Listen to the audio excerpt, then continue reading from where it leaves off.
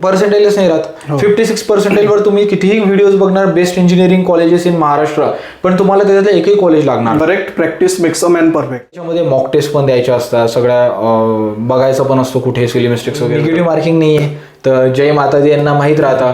तर तुम्हाला काय वाटतं, जसं म्हणतात ना तुक्का मारणे की निंजा, पण शेवटी काय म्हणते की मेहनत जर केली तर काहीही होऊ शकते. असं समजा की आपल्या आयुष्यात होतच नाही. लाईफ मधला टर्निंग पॉईंट हा ठेवायचा की चुकीचा आन्सर 100% त्या ऑब्जेक्टिव्ह मध्ये राहणार. हे 80% राहते MST CET मध्ये, 20% हे 11चं. एखाद्या मामाच्या घरी एवढ्या दिवस जाऊन बसा की मामाने हाकललं पाहिजे आपल्याला की जर असं व्हावं नाही कोणत्या स्टुडंट सोबत, मी प्रे करेल ऑफकोर्स. नमस्कार मित्रांनो, मी सुरेश नेमकर तुमचं स्वागत करत आहे. आजचा पॉडकास्ट आहे MST CET एक्झामवर. बेसिकली 1 महिना राहिलेला आहे, तर यामध्ये आपण प्लॅन कसं करायला पाहिजे, कोणत्या गोष्टीवर फोकस करायला पाहिजे, मॉक टेस्ट वगैरे काय असतात, या सगळ्या गोष्टीबद्दल आपण डिस्कस करणार आहे अक्षय कनेर सरांसोबत, ज्यांना अराउंड 12 इयर्सचा एक्सपिरियन्स आहे आणि ते विजयन इन्स्टिट्यूट जे आहे त्याचे डायरेक्टर सुद्धा आहे. तर त्यांना केमिस्ट्री असो, फिजिक्स असो, इव्हन तुमचा बायो असो, प्रत्येक सब्जेक्टचं एक इन्साईट आहे. कारण त्यांचं डेली बेसिसवर त्यांच्या फॅकल्टीसोबत डिस्कशन होत राहतं. शेड्यूल एक एक्झाम्स वगैरे कशा ठेवायच्या मुलांचं, हे सगळ्याबद्दल पण डिस्कशन होतं. त्याच्यावरून आयडिया येऊन जात असतं की विद्यार्थ्यांनी कसा अभ्यास करायला पाहिजे. तर म्हणून ते काही इन्साईट्स तुमच्याशी शेअर करणार आणि आय होप तुम्हाला या व्हिडिओमधून मदत होईल. आणि जर काही डाऊट्स, काही डिफिकल्टीज असेल आणि आम्ही जर ते मिस आउट केलं असेल तर तुम्ही कमेंट बॉक्समध्ये सुद्धा विचारू शकतो. सो वेलकम टू कनेर सर.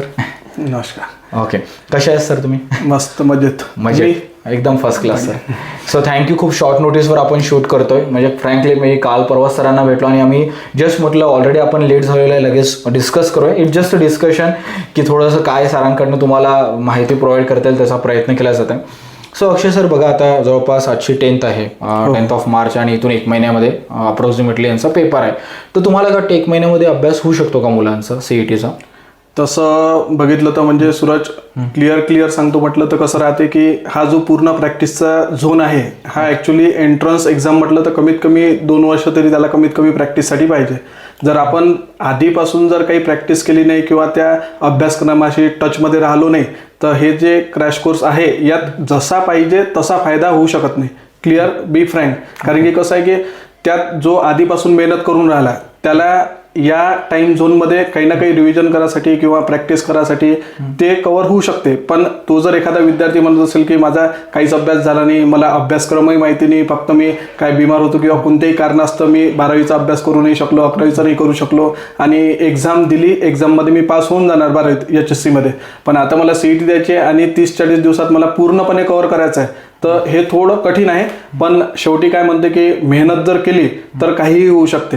म्हणजे तो जर एकदम चिकाटीनं जर मागं लागला तर ते पण कव्हर होऊ शकते, पण त्याला मेहनत डबल, ट्रिबल, 4 टाइम्स म्हणजे खूप जास्त मेहनत करावी लागेल, कव्हर होऊ शकते काही असा प्रॉब्लेम. ओके. तर आता म्हणजे असंच काही लेट लतीफमुळे आपण त्यांना म्हणजे खूप लेट लक्षात आलं आहे, चुका लक्षात आलेला आहे, तर त्या विद्यार्थ्यांनी कसं अप्रोच करायला पाहिजे? म्हणजे काही स्टुडंट असेल की ज्यांनी बोर्डाचा अभ्यास केलाय, म्हणजे त्यांनी सिलेबस तर वाचलाय 12चा, तर मग त्यांनी कसं अप्रोच करायला पाहिजे या 1 महिन्यामध्ये? तर माझ्या CET वाल्या स्टुडंटना फक्त एकच समजा सजेशन राहील की तुम्ही शॉर्ट टाइम पिरियडमध्ये जर अभ्यास करायचा प्रयत्न करत असाल तर तुम्ही 12वीचा अभ्यासक्रम खूप सिरियसली अभ्यास केला राहते. जास्तीत जास्त 12वीचं म्हणजे सिरियसली करतातच, कारण की बोर्ड एक्झाम आहे म्हणून. 11वीचं सिरियसली अभ्यास करायला कोणी पाहत नाही. जे एंट्रन्स वगैरे लावतात त्यांचं ठीक आहे, ते करू शकतात, पण जे एंट्रन्स लावत नाही, फक्त रेग्युलरचा अभ्यास करतात, ते सिरियसली अभ्यास करायचा प्रयत्न नाही करत. 11th मध्ये त्यांचं पूर्ण म्हणजे अभ्यासक्रमावर दुर्लक्ष राहते. 12वीचं केल्यावर आता ज्यावेळेस क्रॅश कोर्सला येतात त्यावेळेस माझं सजेशन असं राहील की 12चं हे 80% राहते MST CET मध्ये, 20% हे 11चं राहते. तर या 30 दिवसात जर आपल्याला करायचं असेल तर मॅक्झिमम फोकस हा 12th वर असला पाहिजे. जे आपल्याला लेसन्स येतात त्या लेसन्सचा जास्त अभ्यास करा. ज्याचा आपण ऑलरेडी 12thची जे एक्झाम राहते त्यात पण ऑब्जेक्टिव्ह पेपर पॅटर्न राहते, मग त्याचा अभ्यास करा. सेम 12वीचा अभ्यास करा आणि त्यानंतर जर आपल्याला असं वाटलं की आपल्याकडे आणखी पण एक्स्ट्रा टाइम आहे तर आपण 11 कडे शिफ्ट होऊ शकतो, जर शॉर्ट नोटवर अभ्यास करायचा असेल तर. म्हणजे मेजरली 12th वर फोकस करा, कारण जस्ट तुमचे एक्झाम होऊन 10-12 दिवसच झाले. लाईक मग तो बायो असो, मॅथ असो, फिजिक्स असो की केमिस्ट्री, तुम्ही त्याच्या बेसिसवर लगेच स्टार्ट करू शकता. आणि देन 20% वर फोकस करा, 80%ला पहिले कव्हर करा. सर मग आता याच्यामध्ये मॉक टेस्ट पण द्यायच्या असतात, सगळ्या बघायचं पण असतो कुठे सिली मिस्टेक्स वगैरे होतात. तर मॉक टेस्टला कसं प्लॅन करायचं? सब्जेक्ट वाईज द्यायचं, चॅप्टर वाईज द्यायचं, आणि मग कमी मार्क्स आले तर त्यालाही कसं अप्रोच करायचं विद्यार्थ्यांनी? आता कसं राहते ते म्हणतो ना आपण की practice makes a man perfect, बरोबर, पण त्यातही आपण थोडं इम्प्लिमेंटेशन करू. त्याला म्हणू आपण की कसं आहे की practice makes a man perfect correct आहे, पण ते 2 वर्ष प्रॅक्टिस केली तर राईट होऊ शकते, समजा ते करेक्ट प्रॅक्टिस होऊ शकते, ठीक आहे. पण या शॉर्ट टाइम पिरियडमध्ये जर आपल्याला प्रॅक्टिस करायची असेल तर आपण त्यात एक शब्द ऍड करू, correct practice makes a man perfect. म्हणजे या टाइम पिरियडमध्ये जर 30 डेजमध्ये 40 डेजमध्ये जर आपल्याला अभ्यास करायचा असेल तर आपल्याला करेक्ट प्रॅक्टिस करावी लागेल. म्हणजे कसं आहे की मी उद्याचा प्लॅन जो आहे स्टडीचा किंवा मी उद्या टेस्ट कोणती देणार हे माझं आज रात्री झोपायच्या आधी पूर्ण क्लिअर असलं पाहिजे की मी उद्या कशाचा अभ्यास करणार आहे, काय करणार आहे. आता मॉक टेस्टचं जे तू विचारलं, मॉक टेस्टचं कसं राहते की आता 30 डेज आहे, बरोबर. रोजचं जरी आपण म्हटलं की रोजचं मी एक पेपर द्यायला तयार आहे तरी आपले 30 पेपर्सच होतात. सिलेबस फक्त मी आता समजा बाकीचं फिजिक्स केमिस्ट्री एका मिनिटासाठी बाजूलाच राहू देऊ की मी मॅथ्सच सांगतो म्हटलं माझं, तर 11th क्लासचे 10 चॅप्टर्स राहतात, क्लास 12चे 15 चॅप्टर्स राहतात, म्हणजे 10 + 15 25 म्हणजे 30 डेज मध्ये जर कव्हर करतो म्हटलं तर फक्त मॅथमॅटिक्सचेच 25 म्हणजे युनिट्स होतात पेपरसाठी. एक लेसनवर रोज पेपर देतो म्हटलं तरी. तर माझं असं पर्सनल सजेशन राहील की मॉक टेस्टची जर प्रॅक्टिस करायची असेल तर आपण जो आपला दिवस आहे तो जसा 3 टप्प्यात डिवाइड करायला पाहिजे. म्हणजे त्यात जे झोप वगैरे आपलं सर्व काढून जे आपण जेवढ्या टाइम पिरियडमध्ये अभ्यास करू शकतो 3 सेशनमध्ये डिवाइड करायला पाहिजे. पहिला सेशन जो राहील त्यात फिजिक्स, दुसऱ्या सेशनमध्ये केमिस्ट्री आणि तिसऱ्या सेशनमध्ये जर मॅथ्स असेल तर मॅथ्स आणि बायोलॉजी असेल तर बायोलॉजी. ते स्टुडंट समजा आपल्या चॉईस करू शकतात. आणि त्या सेशनमध्ये हे फिक्स असलं पाहिजे की जसं आज माझं क्लिअर असलं पाहिजे की मी उद्या ही टेस्ट देणार आहे, मॅथ्सची ही टेस्ट देणार आहे, फिजिक्सची ही टेस्ट देणार आहे, केमिस्ट्रीची ही टेस्ट देणार आहे, तर त्या लेसनचा स्टडी करायचा, बरोबर, लगेच त्यावर पेपर द्यायचा. आणि आता अभ्यास असा करायचा की आता असं नाही की मला समोर चालून आणखी रिव्हिजन करायचे आहे. पेपर असा द्यायचा की तो पेपर झाला की त्यातला क्वेश्चन जर सीईटी मध्ये आला किंवा त्या रिलेटेड क्वेश्चन आला तर तो मला इझिली सॉल्व्ह करता आला पाहिजे. कारण की आताही जर तुम्ही असं एक्सपेक्टेशन करून चालत असाल की मी पुन्हा रिव्हिजन करेल तर ते आता पॉसिबल होणार नाही. कारण की 30 डेज राहिलेले आणि एवढ्या शॉर्ट नोटवर जर आपल्याला अभ्यास करायचा असेल तर एवढं पॉसिबलच नाही होणार. म्हणून म्हणजे जे माझं म्हणणं आहे की समजा आपलं जे टाइम पिरियड आहे स्टडीचा तो 3 सेशन मध्ये डिवाइड करा. आणि सेशन मध्ये डिवाइड केल्यावर स्टडी, एक्झाम, स्वतःचं सेल्फ प्रिपरेशन आणि त्याचं स्वतः आपण म्हणतो ना त्याला आत्मचिंतन की म्हणजे सेल्फ अनालिसिस की काय करायला पाहिजे की त्यात कुठं काय चुकलं या हिशोबाने त्याचा म्हणजे तो झाला की बाजूने ठेवून दिला, नेक्स्ट सेशन सुरू. ओके, सरांनी खूप छान सांगितलं. म्हणजे करेक्ट प्रॅक्टिस करा महत्वाचं, कारण आता डबल रिव्हिजनला वेळच नाहीये. आता हे झालं सर, आता मॉक टेस्ट वगैरे तर आपण सगळ्या गोष्टी व्यवस्थित डिस्कस केल्या. आता थोडंसं पेपरच्या दिवसावर येऊ, एक्झामच्या दिवशी देतो आणि निगेटिव्ह मार्किंग नाही आहे तर जय माताजी यांना माहीत राहता. तर तुम्हाला काय वाटतं, जसं म्हणतात ना तुक्का मारणे की निंजा टेक्निक, आजकाल मी युट्यूबवर पण व्हिडिओ बघतो की मिलियन्समध्ये व्ह्यूज जातात. तर तुमचं काय याच्यावर ओपिनियन आहे की म्हणजे इन केस तुम्हाला गेसिंग म्हणू आपण, तुक्का is not a right word, guess करतो आपण बेसिकली, तर कशा प्रकारे त्याला करायला पाहिजे विद्यार्थ्यांनी जर येतच नसेल तर गेसिंग वगैरे? आता कसं आहे सूरज की सर्वात जास्त आता जे हा झोन राहते MST CETचा की आधी कसं व्हायचं की त्यांना सर्व टार्गेट फिक्स राहायचं प्रत्येक स्टुडंटचं की मला समोर काय करायचं आहे. आता कसं झालंय की यांना आपलं एमच माहिती नाही राहत. म्हणजे 10th नंतर जेव्हा 11th मध्ये ऍडमिशन घेतात त्यावेळेस त्यांना एमच माहिती नाही राहत की आपल्याला काय करायचं आहे. मग ते 2 वर्ष फक्त रेग्युलर बॅचेस करतात. आता माझा मित्र इंजिनिअरिंगला चाललाय, माझा मित्र मेडिकलमध्ये जात आहे, ऍग्रिकल्चरला जात आहे असं समजून मग आता हा एक्झाम कोणती देत आहे म्हणून मग सीईटीची मी पण एक्झाम देतो, मी पण फॉर्म भरतो, अशा टाईपचं सुरू आहे. म्हणून तुझे म्हटलं ना युट्यूबवर ते तुक्का मारायचं म्हणून ते सर्वात जास्त व्हायरल होत आहे. पण ऍक्च्युली कसं आहे मी त्यात भरपूर गोष्टी आता मी शिकवूनच राहिलो 12 वर्षापासून. आधी इथून 4-5 वर्ष आधी असं व्हायचं की समजा ते ऑब्जेक्टिव्ह बघितल्याबरोबर असं लक्षात यायचं की समजा हे 3 ऑब्जेक्टिव्ह वेगळेच आहेत, हे आन्सर असू शकते म्हणजे आपण तुक्का मारू शकतो किंवा गेस करू शकतो. आता यावेळेस इम्प्लिमेंटेशन कसं केलंय की CBSE पॅटर्न थोडा त्यात ऍड होत आहे. तर यावेळेस पूर्ण पॅटर्न कसं झालंय की आपण जे चुकीचा आन्सर काढतो म्हणजे सिली मिस्टेक्स म्हणतो ना, सिली मिस्टेक आपल्याला जे वाटते की हे असं कॅल्क्युलेशन करून आपला आन्सर करेक्ट आलं, ऑब्जेक्टिव्ह मध्ये ते आन्सर आपल्याला दिसतेच. ओके, म्हणून माझं तर पर्सनल सजेशन असं राहील की चला ठीक आहे तुक्का मारला तर तो वेगळा विषय राहते, पण ज्यावेळेस आपण क्वेश्चनचं अनालिसिस करू, क्वेश्चन केअरफुली रीड करू, क्वेश्चन रीड करणं हे इम्पॉर्टंट आहे. क्वेश्चन केअरफुली रीड करून जे 50 क्वेश्चन्स आहेत त्यापैकी 40 क्वेश्चन सॉल्व्ह करा, पण परफेक्ट सॉल्व्ह करा. ओके, तुम्ही पहिल्या क्वेश्चन पासून जर तुक्क्याचा विचार करत असाल तर आपल्याला जे येणारे क्वेश्चन्स राहतात 10, 15, 20, 25 जे काही असतील जे क्वेश्चन येणार ते पण आपण तुक्केच मारणार आहे. त्यामुळं 40 क्वेश्चनवर फुल फोकस करा. आपला अभ्यास झालेला राहते, आपल्याला ते येतीलच. आणि असं नाही आहे की म्हणजे पूर्ण ती एक्झामच पूर्ण टफ राहील असं नाही राहत. त्यात कसं राहते की त्यातही पार्टिशन केलेलं राहते. म्हणजे 30-40% काहीतरी सिम्पल राहणार, 30-40% ॲव्हरेज राहणार, 20% थोडं टफ राहणार, असं पूर्ण त्यात पण पार्टिशन केलेलं राहते. म्हणून पूर्ण तुक्के मारल्यापेक्षा जे आपल्याला येते, कारण की आपण 2 वर्ष काही ना काही शिकलेलो, मग आपल्याला काही ना काही येते, तर 40% जे 40 क्वेश्चन्स राहतात ते समजा आपण पूर्ण ॲक्युरेट सॉल्व्ह करू शकतो. आता शेवटी असं आहे की टाइम उरला नाही किंवा काही जर प्रॉब्लेम झाला तर MST CET ही पूर्ण म्हणजे निगेटिव्ह मार्किंग नाही आहे त्यात. शॉर्टकटमध्ये निगेटिव्ह मार्किंग नसल्यामुळं माझं पर्सनल सजेशन असं राहील की ते क्वेश्चन सोडू नका. आपले 40 क्वेश्चन 30 क्वेश्चन जेवढे सॉल्व्ह झाले ते परफेक्ट, ओके, काही हरकत नाही. पण शेवटी जे आपल्याला असं वाटतं की गेसिंग हे कट होऊ शकते, हे असू शकते, ते असू शकते, आपल्या अभ्यासक्रमानुसार ते पूर्ण क्वेश्चन सॉल्व्ह करा. म्हणजे फायनली की आपण अटेम्प्ट सर्व क्वेश्चन केले पाहिजे. त्यातले परफेक्ट असलं पाहिजे जेवढं आहे तेवढं, आणि जे उरलेलं आहे की जे आपल्याला येते त्यात तर मग दुसरं ऑप्शन राहणारच नाही. Okay, right. कारण कसं आहे, कधी कधी मुलांचा माइंडसेट, जे तुम्ही एक गोष्ट खूप चांगली ऍड केली की एक माइंडसेट राहतो की अरे निगेटिव्ह मार्किंग नाही आहे तर मग मी तर पहिल्यापासूनच तुक्का किंवा ए करत जातो, बी करत जातो, त्याच्यामध्ये ज्याच्यात मार्क्स मिळू शकते फॉर शुअर ते पण जाते. कारण मी भरपूरदा असे स्टुडंट्स बघितले सर की एवढा अभ्यास नाही केला पण तरी चांगला पर्सेंटेज मिळाला, 85, 90, 92% पण मिळतो विद्यार्थ्यांना कमी अभ्यासामध्ये. तुम्हाला वाटते ते जे तुम्ही स्ट्रॅटेजी सांगायचं तेच इम्प्लिमेंट करत असेल की जेवढे येतात तेवढे सॉल्व्ह करून घेतात, मग बाकीचे जय माताजी करतात. तर त्यांना म्हणाल की पूर्ण नका करू असं, पहिले व्यवस्थित जे येतात ते तरी चांगला सॉल्व्ह करा. आता सर हे तर चांगलं सांगितलं तुम्ही. आता एक्झाम डेला असं होतं की मुलांना प्रेशर येतं आणि मुलं कसं असं बोर्डाचा पेपर दिलेला असतो, 10th बोर्डचा पेपर दिला असतात,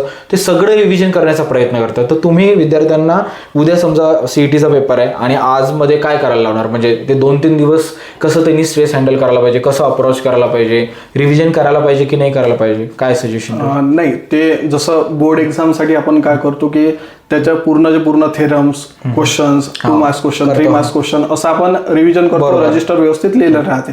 CETच्या एक्झाममध्ये कसं राहते की आपण कितीही ऑब्जेक्टिव्ह बघितले तरी ते तेवढं एका दिवसाच्या शॉर्ट नोटवर तेवढं बघणं होत नाही. तर माझं तर एक सजेशन असं राहील की जे काही आपण युनिट करणार आहे त्याचं एक समरी बुक असलं पाहिजे आपल्याकडे. समरी बुक म्हणजे कसं की एकदम शॉर्ट नोटवर की मी 2 ते 3 तासात पूर्ण मॅथमॅटिक्स कव्हर करून घेणार. जसं आपण ते सेशन डिवाइड केले होते ना, तसं रिव्हिजनचं असायला पाहिजे. म्हणजे समरी काढून ठेवायला पाहिजे की हा टॉपिक आहे, या टॉपिकमध्ये हे फॉर्म्युले आहे आणि या टॉपिकवरचे हे क्वेश्चन अशा टाईपचे विचारले जातात. कॉमन क्वेश्चन्स राहतात, बरोबर, टॉपिक वाईज क्वेश्चन्स राहते आणि स्टडी हा टॉपिक वाईज असला पाहिजे. जर आपण थोडं जरी म्हणजे पूर्ण भारूड एकत्र घेऊन जर करायचा प्रयत्न केला तर आपली सिच्युएशन घरकाना घाटका अशी होऊन जाते. म्हणजे आपल्याला हे नाही येत आणि ते पण नाही येत. टॉपिकनुसार जर आपण सिस्टमॅटिक केलं तर आपण त्यावर टिक करू शकतो, रिव्हिजन करू शकतो. तर माझं तर पर्सनल म्हणजे सजेशन हेच राहील की तुम्ही स्टडी करताना काय करा की तुमचे समरी लिहून ठेवा. समरी लिहून ठेवा म्हणजे काय की एक चॅप्टर 1 पेज, बरोबर, त्या 1 पेजच्या वर त्यात ना फॉर्म्युले असले पाहिजे ना, म्हणजे त्यात एक्स्ट्रा गोष्टी असल्या पाहिजे, काही क्वेश्चन असले पाहिजे, शॉर्ट नोट्स जसं वाटते ते, आणि आपल्याला जे टॉपिक हार्ड गेलेले आहेत त्यात थोडंसं डिटेलिंग. म्हणजे काय होते की आपण ज्यावेळेस सर्वात शेवटी आता उद्या CETची एक्झाम आहे, आज मला प्रिपेअर करायचं आहे, तर मी आज काय करणार की फिजिक्स, केमिस्ट्री आणि मॅथ्स, PCM ग्रुप असेल तर बरोबर, फिजिक्स, केमिस्ट्री, बायो. जर PCB ग्रुप असेल तर फिजिक्स, केमिस्ट्री कॉमनच आहे, मॅथ्स आणि बायो हे मदर सब्जेक्ट्स आहेत, हे समजा वेगवेगळे. तर माझा जर PCMचा पेपर असेल तर मी काय करेल की माझं जे सेशन पूर्ण मंथली मी डिवाइड करून ठेवलेलं आहे 3 यात, तर त्यात पहिल्या सेशनमध्ये मी फिजिक्सचा अभ्यास करणार, सेकंड सेशनमध्ये केमिस्ट्रीचा, थर्ड सेशनमध्ये मॅथ्सचा. आणि जेवढं आपण रिलॅक्स आणि काम राहू तेवढं आपल्याला आउटपुट चांगलं भेटते. कारण की ब्रेनचं हे एक हॅबिट आहे की ज्यावेळेस आपण एकदा वाचतो त्यावेळेस ब्रेन म्हणते की चला हे कामाचं नसेल, एवढं लक्षात नाही ठेवत.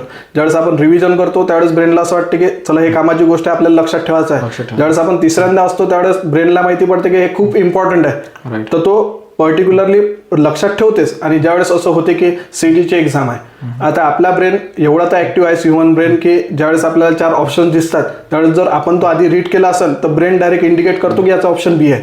राईट, हा आपण ऑलरेडी क्वेश्चन रीड केलेला आहे, हा वाचलेला आहे, 1-2 वेळा आपल्यासोबत असं झालं होतं, आता हे ऑप्शन डायरेक्ट B आहे. म्हणजे त्यात जर 6 ऑप्शन असेल, 7 ऑप्शन असेल, क्युबिक सेंटीमीटर किंवा जे काही युनिट असेल आपण जे वाचलेलं आहे, तर ते डायरेक्ट आपलं ब्रेनच सांगतो की हे आन्सर आहे. मग यात कसं होतं की 50 क्वेश्चन्स आहेत, त्या 50 क्वेश्चन्स पैकी आपण जर केअरफुली स्टडी केला असेल तर त्यात 15 to 20 क्वेश्चन्स असे राहतात की ज्याचा डायरेक्ट अच्छा हो आपण यातच तर वाचलेला आहे, डायरेक्ट त्याचा आपण आन्सर लिहू शकतो. मग आपल्याला जो असं वाटतं की टाइम एकदम कमी पडते, तर हे 10-15 क्वेश्चन आपला टाइम कव्हर करून देतात. ते ॲक्युरेट आन्सर राहते. जे क्वेश्चन आपल्याला येतात ते ॲव्हरेजली ते आपण इझिली सॉल्व्ह करू शकतो, आणि जे टफ क्वेश्चन्स आहेत त्याला आपण टाइम देऊ शकतो. म्हणजे रिव्हिजन हे सर्वात इम्पॉर्टंट आहे. समरी इम्पॉर्टंट आहे, कारण की कसं आहे की थोडंसं जरी फॉर्म्युला चुकला तर मग आन्सर डायरेक्ट चुकीचं येते. आणि हे लक्षात ठेवायचं की चुकीचा आन्सर 100% त्या ऑब्जेक्टिव्ह मध्ये राहणार आणि आपल्याला असं वाटतं की आपण करेक्ट टिक केलं आणि घरी आल्यावर माहिती पडते की आपला आन्सर चुकीचा आहे. Okay right. तर एखाद्या डोक्यामध्ये हॅवक घेऊन नका जाऊ, खूप जास्त भार घेऊन नका जाऊ, जेवढं फ्री ठेवता येईल स्वतःला पेपरच्या अगोदर दिवशी आणि समरी गो थ्रू करा फक्त, असं तुमचं म्हणणं आहे. आणि सर कधी कधी असं होतं की सेंटरवर काही टेक्निकल एरर येऊन जातो, टेक्निकल इश्यू तो खूप रेअरली होते, पण विद्यार्थी कसं व्हिडिओज बघतात खूप सारे युट्यूबवर, काही एक्सपिरियन्स ऐकतात की अरे यार माझ्या पेपरच्या वेळेस हे झालं आणि ते थोडंसं पॅनिक होऊन जातात. तर तुम्ही काय सांगणार त्यांना की कसं ती सिच्युएशन हँडल केली पाहिजे जर आपल्याला पीसीचं काही शटडाऊनच झाला किंवा काही स्क्रीनचा इश्यू झाला, कशा प्रकारे त्याला हँडल करायचं? जर असं व्हावं नाही कोणत्या स्टुडंटसोबत, मी प्रे करेल ऑफकोर्स, पण झालं इन केस तर? नाही, सर्वात आधी तो गोष्ट अशी आहे सूरज की बघा की टेक्नॉलॉजी एवढी समोर गेलेली आहे. हे जर समजा 3-4 वर्ष आधी जर म्हटलं असतं तर मी म्हटलं असतं की चला होऊ शकते. टेक्नॉलॉजी खूप समोर गेलेली आहे, होऊ नये कोणासोबत, पण जर अदा कदाचित झालं तर तो टेक्निकल फॉल्ट फक्त काही मिनिटासाठी काही सेकंदासाठीच असू शकते, होणार तर नाहीच पण असू शकते. तर त्या फक्त 1 मिनिटासाठी 2 मिनिटासाठी आपण पूर्ण ते दिवसभर वाया घातल्यापेक्षा आपण आपल्याजवळ 3 तास राहतात. माझं असं म्हणणं आहे की ते 1 मिनिट वाया गेल्यावर आपण उरलेले जे 2 तास 59 मिनिट आहे त्याचा सदुपयोग करा आणि तो 1 मिनिट बाजूला राहू देऊन त्यावर जास्त फोकस करा. म्हणजे जे आपल्याकडे चांगली गोष्ट आहे, मॅक्झिमम गोष्ट आहे, ते बिघडवल्यापेक्षा तो 1 मिनिट असं समजा की आपल्या आयुष्यात होताच नाही. त्या 1 मिनिटाच्यानं आपले पूर्ण 3 तास खराब केल्यापेक्षा तो 1 मिनिट सोडून द्यायचा. राईट, बढिया, वेल सेड सर. कारण त्याच्यावर जर फोकस केला तर कोणाला किती वेळा समजून सांगणार तुम्ही बाहेर गेल्यावर, माझ्यासोबत असं झालं, एकदा ऐकल 2दा ऐकल, पण ते नेहमी लाईफ टाईम तर तुम्ही ते कॅरी नाही करू शकत. पुढे सर्टिफिकेटवर लिहून येणार नोट, याचे मार्क्स याच्यामुळे कमी झाले, कारण 30-40 लोकांसाठी एवढं सिस्टीम फ्लेक्झिबल नाही होणार. आता हे तर सगळ्या गोष्टीबद्दल डिस्कस केलंच, तरी पण शेवटच्या काही प्रो टिप्स जर 2-3 तुम्हाला सांगायच्या असेल स्टुडंटला तुमच्या, तर तुम्ही सांगू शकता. काही आहे असं की या 2-3 चुका या 1 महिन्यात करू नका? सगळ्यात महत्त्वाचं सेकंड, मोबाईलचं खूप जास्त फॅड आहे अजूनही ते, किंवा इंस्टाग्राम रील्स वगैरे म्हणा, आणि थोडंसं काही मोटिवेशन देता येत असेल शेवटच्या 2 मिनिटांमध्ये सांगू शकता? तर माझं तर हेच म्हणणं आहे की कसं आहे की एक सिंपल गोष्ट सांगतो म्हटलं की आपल्याला जसं 10वी नंतर गॅप भेटली ना 2 ते 3 महिन्याची, बरोबर, तसंच 2 ते 3 महिन्याची आता पण गॅप भेटणार आहे. ओके. जसं आपण सीईटीची एक्झाम देऊ त्यानंतर आपलं कॉलेज लागायसाठी म्हणजे खूप मोठी प्रोसिजर, खूप लंबी प्रोसिजर आहे, बरोबर. तर त्यामुळे आपल्याला तिथे पण 2 ते 3 महिने गॅप भेटतेच. आता माझं असं शॉर्टकटमध्ये म्हणणं आहे की हा 1 महिना आहे लाईफ मधला टर्निंग पॉईंट हाच आहे. जर आपण काही केलं नाही तर आपल्याला समोर म्हणजे बॅकलॉग मध्ये यासाठी किंवा समोर पुन्हा सुरुवात करायसाठी खूप जास्त त्रास होणार. त्यापेक्षा हा 1 महिना सदुपयोग करा, 1 मिनिटाचा वापर करा, जेवढा कमीत कमी टाइमपास करता येईल तेवढा कमीत कमी टाइमपास करा. हे मोबाईल वगैरे जे आहे ते तर आपण 3 महिने तर खूप सारं वापरू शकतो आणि पूर्ण आपली कसर काढू शकतो या 1 महिन्याची. राईट. आपल्याला म्हणजे इतकं, मी तर असं म्हणतो की हा महिना एवढा अभ्यास करा की घराच्या बाहेर निघू नका, आणि ते उरलेले 3 महिने एक्झाम झाल्यानंतर एवढ्या घराच्या बाहेर निघा की घरच्यांनी वाट पाहिली पाहिजे काय वापस कधी येते. बरोबर. पाहुण्यां म्हणजे एखाद्या मामाच्या घरी एवढ्या दिवस जाऊन बसा की मामानं हाकललं पाहिजे आपल्याला की जा रे भाऊ तुझं झालं आता, एवढा टाईपचा. पण हा 1 महिना असं टाइमपास करू नका. हा सिरियस नोटवर अभ्यास करायचाच वेळ आहे, हा लाईफ मधला टर्निंग पॉईंट आहे. आणि यात जर आपण टाइमपास केला तर समोर आता इंजिनिअरिंगला ऍडमिशन घ्या किंवा मेडिकलला ऍडमिशन घ्या, ते जर चांगल्या कॉलेजमध्ये ऍडमिशन झाली तर चांगलं पॅकेज मिळेल, लाईफ सेटल होऊन जाईल. जर कॉलेज थोडंफार जरी खराब भेटलं किंवा आपल्याला त्यात कॅम्पस येत नाही असं जर कॉलेज भेटलं तर मग आपले 4 वर्ष तर जाईलच, इन्व्हेस्ट होईलच, पण त्यानंतर आपल्याला चांगली जॉब ऑपॉर्च्युनिटी येणार नाही किंवा पॅकेज भेटणार नाही किंवा स्ट्रगल समोर कंटिन्यू राहणार. म्हणजे या 1 महिन्यात जर आपण सिरियसली अभ्यास केला तर लाईफ चांगली आहे, आणि या 1 महिन्यात जर आपण टाइमपास केला तर लाईफ होऊ शकते की खराबही होऊ शकते. कोणाची लाईफ असं खराब होणं हे उद्देश नाही आहे, पण माझं पर्सनल असं मत आहे की हा 1-1 मिनिट 1-1 दिवस वाया नाही गेला पाहिजे, याचा सदुपयोग झाला पाहिजे. पूर्ण टाइम टेबल आपला फिक्स असला पाहिजे, कसा अभ्यास करायचा, कोणती एक्झाम द्यायची, कोणती टेस्ट द्यायची, युनिट फिक्स असले पाहिजे, रिव्हिजन किती दिवसात करता येईल, हा आपला पूर्ण प्लॅन असला पाहिजे.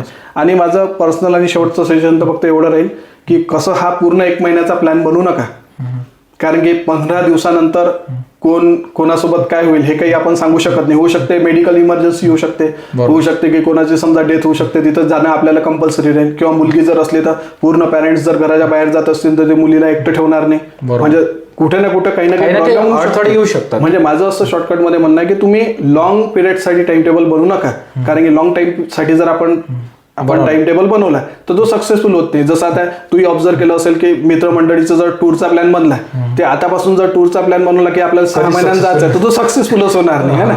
तर माझं असं म्हणणं आहे की शॉर्ट नोटसाठी टाइम टेबल बनवा. जसं 3-4 दिवसाचा आहे, मी 3-4 दिवसात असं करणार, 3-4 दिवसात हे करणार, 3-3, 4-4 दिवसाचा टाइम टेबल बनवा. हप्त्यालाही 2-2, 3-3 भागात डिवाइड करा. म्हणजे त्या शॉर्ट नोटचा, कारण की 2 ते 3 दिवसात तर आपल्याला माहिती राहते की आपलं काय आहे आणि काय नाही, कुठे जायचं आहे, कुठं नाही जायचं आहे. पॅरेंट्सला सांगू शकतो आपण की नाही हे 3 दिवसाचा असा प्लॅन आहे. आणि एखादं आपण छोटे छोटे सेशन करताना जर एखादा सेशन त्यात डिस्टर्बही झाला तरी बाकीचे 27 सेशन आपले करेक्ट राहतील. बरोबर. त्यात अभ्यास होऊ शकते. म्हणजे टाइम टेबल हा पूर्ण महिन्याभराचा न बनवता छोटा छोटा टाइम टेबल बनवा. 2-2, 3-3 दिवसाचा टाइम टेबल बनवा आणि जास्तीत जास्त स्टडी करा. ओके.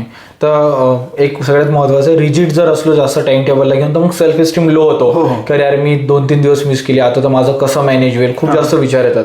तर मी यालाच थोडंसं समराइज करण्याचा प्रयत्न करा. सरांचं म्हणणं आहे 2 टाइम टेबल असू द्या, म्हणजे खूप स्ट्रॉंग असला पाहिजे, एक थोडासा फ्लेक्झिबल असला पाहिजे, कारण कमी जास्त होण्याचे चान्सेस पूर्ण आहे. माईट बी तुमचा उद्याचा टाइम टेबल खूप फिक्स राहील, परवाचा नवराचा थोडा रफ राहील, की उद्या एखादा टॉपिक नाही कव्हर होऊ शकला, काही काम आलं, मग तुम्ही त्याला कॅरी फॉरवर्ड करणार. तर वेळेला जास्त महत्त्वाचं, टाइम इज प्रेशियस. कारण सर खरंच आम्ही पण बडी सारथीमध्ये मुलांना पूर्ण ॲडमिशन प्रोसेसचं सांगतो आणि मुलांची खूप इच्छा असते मला COP लागलं पाहिजे, मला बेस्ट B फार्मा किंवा D फार्मा कॉलेज लागायला पाहिजे किंवा व्हॉट एव्हर, लाईक ज्यांना कुठे जायचं असेल, पण पर्सेंटेजच नाही राहत. 56% वर तुम्ही व्हिडिओज बघणार best engineering colleges in Maharashtra, पण तुम्हाला त्याच्यातलं एकही कॉलेज लागणार नाही. तुम्ही जर रेकमेंड कराल, कारण तुम्ही पण आमचं लाईक प्लेलिस्ट वगैरे चेक करणार, तर तुम्हाला दिसणार की कोणत्याच कॉलेजचा कट ऑफ मग 95-90च्या पर्सेंटाईल खाली येणार नाही. तर हा 1 महिना लागून अभ्यास करा आणि सरांनी खूप चांगलं आणि खूप कमी शब्दामध्ये आणि खूप कमी वेळामध्ये तुम्हाला जास्त माहिती देण्याचा प्रयत्न केला, कारण त्यांना पण अवेअरनेस आहे की तुम्हाला वेळ कमी महत्त्व. त्यांनी मला हे सांगितलं, सूरज जेवढं सिंपल आहे आणि जेवढं कमी ठेवता येईल, पॉडकास्ट मेजरली 1 तासाचा असतो, 40-45 मिनिटाचा असतो, याला 15-20 मिनिटामध्ये कसं तरी कव्हर करू आपण. थोडं मी कमीत कमी आणि जास्त माहिती देण्याचा प्रयत्न करेन. जर आपण काही मिसआउट केलं असेल तर तुम्ही विद्यार्थ्यांना कमेंट्समध्ये विचारू शकता, सर तिथे ॲड्रेस करण्याचा प्रयत्न करेल. आणि wish you all the best behalf of me, behalf of buddy Sarathi platform, right. And thank you so much to Akshay Kaner sir, कारण एवढ्या शॉर्ट नोटीसवर आम्ही हा पॉडकास्ट शूट करू शकलो. So have a great day and all the best. Thank you sir. All the best for MST CET. Thank you. छान वाटलं. Thank you sir.